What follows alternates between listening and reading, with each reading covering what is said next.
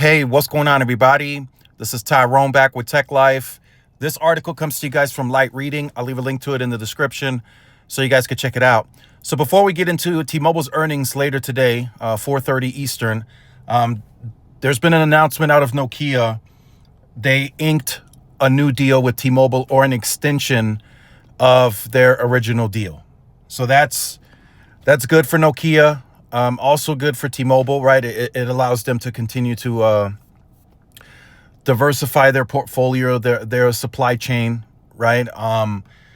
There was rumor out there a couple of months back that Nokia could possibly get all of T-Mobile. And even though that didn't necessarily happen in this deal that you're seeing in this article, I would not be surprised if Nokia has tried or is still trying to maybe get all of T-Mobile. Right? I'm speculating, of course, but if you're in business and you just lost AT&T and Verizon, right? There's no way you're not trying to get all of T-Mobile. So that hasn't happened. That's not what I'm saying with this deal. This is just an extension. So a T-Mobile US renewal provides welcome relief for Nokia as settlement charge and fall in licensing revenues erode first quarter profits. So I will also say this too. I will throw this in. I know this is a bit harsh, but if Nokia ever lost T-Mobile as a client, partner, whatever, they're going to go bankrupt. That's how important T-Mobile is to Nokia moving forward. They will go bankrupt if they can no longer have T-Mobile as a partner. A large part of T-Mobile's network is based on Nokia. Yes, they have markets that use Ericsson, and with Project Excalibur, if I remember that correctly, Ericsson got more of Nokia markets, right? They started to get Florida, Georgia, and some other smaller parts. So T-Mobile is looking to diversify their supply chain. I just don't know if T-Mobile will necessarily entertain Nokia as the one and only OEM for the network. I don't know if T-Mobile is willing to entertain that. AT&T clearly did with Ericsson, and they got a favorable deal.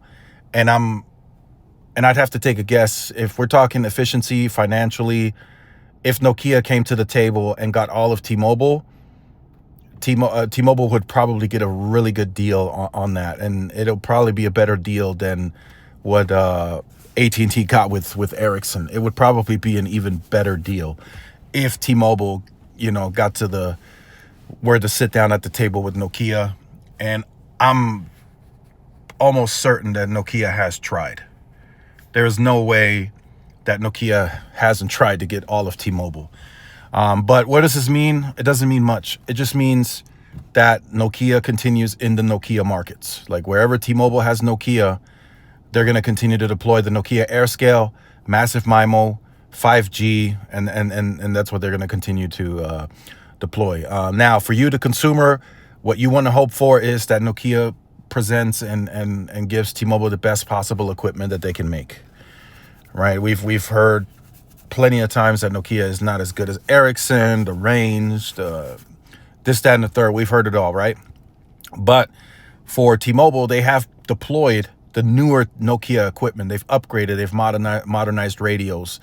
And in some of those Nokia markets, they've actually been ranked number one en route, like Dallas, as an example. That's a Nokia market, Dallas, Texas. So it's not that bad of an equipment if you're constantly modernizing and adding the newest possible equipment that Nokia is putting out. That was a problem for AT&T. They really didn't modernize a lot of that Nokia stuff. A lot of that Nokia stuff was outdated. It was old. It was really bad equipment.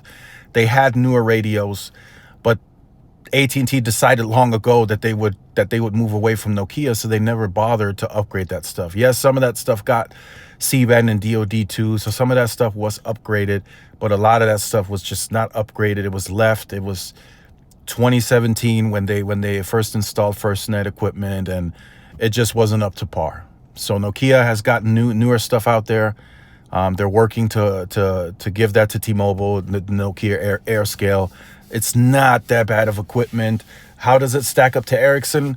Probably not as good as Ericsson just yet, but I think Nokia is really trying to build the best equipment that they can. And I know there's all this stuff out there that Nokia uses fans and they shouldn't be, and I get it. But at the end of the day, as long as it works for the consumer, right? I mean, a lot of us, the tech enthusiasts and the wireless enthusiasts in this industry, we're a small percentage, a very, very small percentage. So as long as it works for the average consumer, the majority, I mean, not much matters outside of that. So let me know your thoughts on this in the comments. Like, share, subscribe if you're new. Follow my social media outlets. This is Tyrone with Tech Life. See y'all in the next one. Peace.